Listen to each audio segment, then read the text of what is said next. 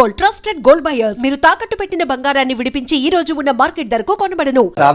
చూసిన తర్వాత సరే, ఇప్పుడు ఇండియాలోనే బెస్ట్ స్టార్స్ని తీసుకొచ్చారు. మోహన్ లాల్ గారు కానివ్వండి, ప్రభాస్ గారు కానివ్వండి, అక్షయ్ కుమార్ గారు కానివ్వండి.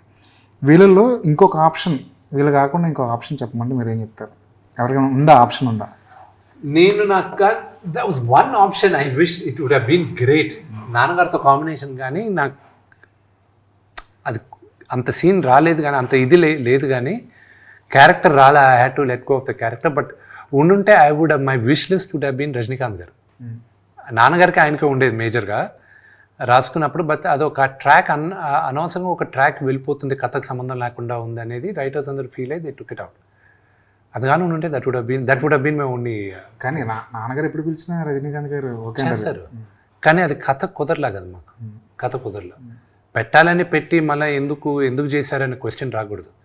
So same thing. అందుకే ప్రభాస్ కూడా మీరు చూసిన తర్వాత ఎందుకు నేను ప్రభాస్ని ఎన్నుకున్నాను అనేది మీకు అర్థం అవుతుంది. I wanted someone like a giant to come there. ఒక జాయింట్ వచ్చి చెప్తే, ఒక స్టేచర్ ఉన్న వాళ్ళు చెప్తే ఆటోమేటిక్గా మారాలి.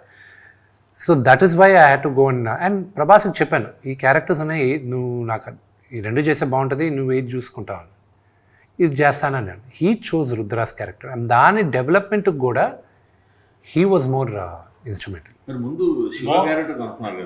లేదు, శివ క్యారెక్టర్ శివుడు క్యారెక్టర్ కనుక్కోలేదు. ఫ్యాన్స్ అయితే శివుడుగా కనిపిస్తే బాగుంటుందని సో వాళ్ళని లెట్ దెమ్ గో అహెడ్ అనుకోని మేము సైలెంట్ అయిపోయాం.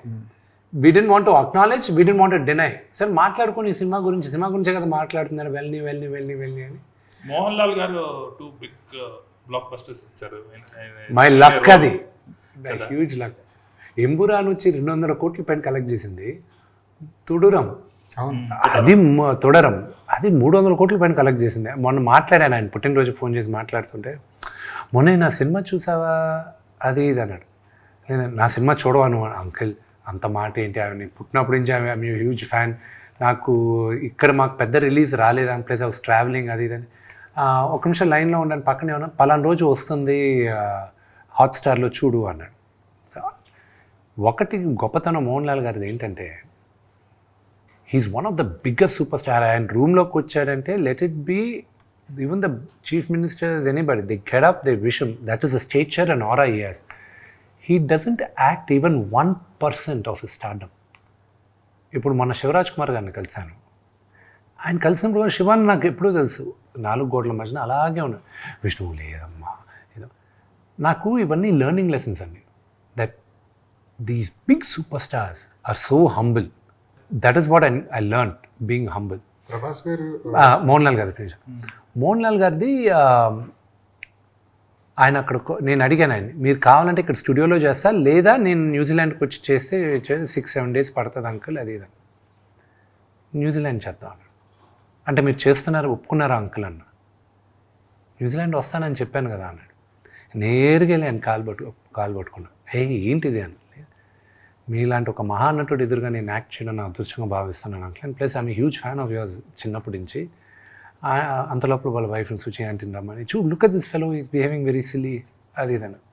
నో ఆంటీ, నో ఆవిడని హగ్ చేసుకుని I said you don't realise how big a thing for me it is. So Jeevi, I grew up looking at these legends.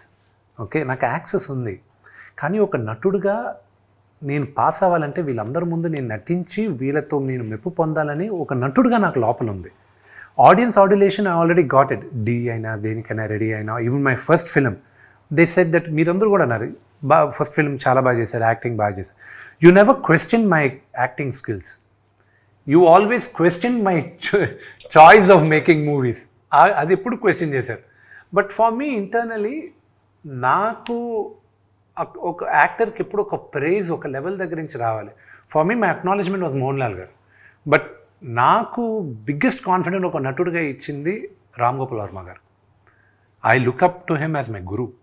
ఆయనకు నచ్చదు, కానీ ఆయన ఇరిటేట్ చేయడానికి నేను గురుగారు అని పిలుస్తాను. రౌడీ కన్నా ఎక్కువ కాన్ఫిడెన్స్ వచ్చింది నాకు అనుక్షణం అని ఆయనతో ఒక సినిమా చేశాను. నా యాక్టింగ్కి ఏమైనా ఒక విజిటింగ్ కార్డ్ ఉంది అంటే అనుక్షణం will be my visiting card. So that is my relationship with Mohan Lal garu and the way he came and performed phenomenal. జీవి, నేను మొత్తం ఆయనతో ఒక సీన్ ఉంది, ఒక లెంతీ డైలాగ్, 3 pages డైలాగ్ పెట్టారు. I had to say it. ఆయన ముందు కూర్చొని అపాలజైజ్ చేస్తూ మాట్లాడాలి ఆయనతో. మాట్లాడిన తర్వాత ఆయన ఎదురుగా నిలబడి ఉంటాడు. నిలబడి ఉంటే డైలాగ్ అయింది, కట్ అన్నారు, ఓకే వచ్చారు. 2 steps ముందుకు తీసుకొచ్చి మోనే, మోనే అంటే బిడ్డ అని, మోనే you did a good job, very good job అని చెప్పేసి రివర్స్లో వెళ్ళిపోయాడు ఆయన. మళ్ళీ for 2 minutes I didn't get up from there. ఆ చలి గిలి ఏమీ తెలియలా. ఐ వాజ్ లైక్ ఏడిస్తే బాగుండదు ఇక్కడ. It was such a great feeling for me. I got an acknowledgement from one of the greatest actors ఇక్కడ అని. సో ఒక సీక్వెన్స్ చెప్తాను నేను. మోహన్ లాల్ గారితో ఫైట్ జరుగుతుంది, ఫైట్ కంపోజ్ చేశాను నేను, అంతా అయిపోయింది. అంత లోపల ఫైట్ మాస్టర్ మీ ఇక్కడ చేసేటప్పుడు ఒక షాట్ చేయాలి అన్నాడు. ఏంటి అన్న, అది సినిమాలో ఉంటుంది, చూస్తాను మీరు. ఎగిరి దూకి కత్తి పైన నిలబడి నా పైన కత్తి పెట్టాలి ఆయన. ఎక్స్ట్రాడినరీ షాట్, వైట్ షాట్, మౌంటైన్లో సూపర్బ్ షాట్ అది. కానీ దానికి వైర్ వేయాలి. అది మౌంటైన్ ఎడ్జ్. మోహన్ లాల్ గారికి ఆయన దగ్గర నాకు ఆయనకి చాలా సిమిలారిటీస్ ఉన్నాయి. నాకు ఎప్పుడైనా హైట్ నుంచి కింద చూశానంటే దూకేయచ్చు, ఏం పర్వాలేదు, ఇంకా నువ్వు అక్కడి నుంచి అటు పట్టుకో, అక్కడి నుంచి ఇక్కడ పట్టుకో, దూకచ్చు అనేది నాకు ఒకలాంటి సైకోసిస్ ఉంది. ఎంత హైట్ నుంచి అయినా you take me on top of the building, I'll be like okay, parapet wall పైన దూకొచ్చు, ఇటు దూకొచ్చు. అలా దూకి చాలాసార్లు I broke my leg also, my left ankle is broken. అలా దూకి ఇప్పుడు చిన్నప్పటి నుంచి. సో అందుకే ఎప్పుడైనా హైట్లో ఉండేటప్పుడు there is always people with me. ఆ ఎడ్జ్లో పెట్టరు నన్ను, ఫ్యామిలీ మెంబర్స్ కానీ ఫ్రెండ్స్ కానీ. మోహన్ లాల్ గారికి అదే ఫీలింగ్ ఉందంట. ఐ వాజ్ లైక్, అసిస్టెంట్ డైరెక్టర్ని చూసి ఒకవేళ నేను దూకపోయినా విష్ణు పక్కన ఎవడో ఒకరిని తోసేయాలనిపిస్తుంది, ఒకసారి నువ్వు ఇట్రా అనేవాడు. అసిస్టెంట్ సార్ నేను వచ్చేసారు అంటారు. ఆ ఎడ్జ్లో ఉంది, అంతా ఉంది. నేను ఫైట్ మాస్టర్ దగ్గరికి వెళ్ళి I can't ask him to wear a harness man, ఆయన వేసుకొని నేను చిన్న ఎడ్జ్లో ఉంది, ప్లస్ ఆయన హార్నెస్ తీసుకోమని అడగచ్చా, అంత పెద్ద యాక్టర్ అది ఇది. ఆయన చూసాడు దూరం నుంచి, hey Vishnu what's going on అన్నాడు. Uncle nothing, they just compose this, do that అన్న, we just changing it uncle, will do a cut shot అది ఇది. వై అన్నాడు. You ya I saw it long back, I'm already wearing harness అన్నాడు. Fight master మేము ఒకరినొకరిని చూసుకున్నాం. ఈయన నా హార్నెస్ పిలిపించుకొని వేసేసుకున్నాడు. వచ్చాడు, he did first take, he was done. I was like ఆ shot will be a highlight shot. తుడారంలో కూడా అది కిటికీలోంచి, క్లైమాక్స్లో కిటికీలోంచి దూకే షాట్ ఉంటుంది. దట్ ఈస్ అది విజిల్ వర్తి. అది కాదు, ఆయన ఏంటో ఆయన్ని హీ జస్ట్ స్టాప్ టైం అనమాట. ఆపేసి నేను అనుకున్నప్పుడు టైం అప్పుడు దాకా అవ్వకు, ఆయన ఎన్ని చేస్తాడు, ఎన్ని పనులు చేస్తాడు, అసలు నాకు ఆశ్చర్యం. అన్నీ ఆయనే, మేనేజర్స్ లేరు ఆయనకి, ఆయనకే డైరెక్ట్గా ఫోన్ చేసి మాట్లాడాలి. ఇది గ్రేట్ మ్యాన్ ఆయన.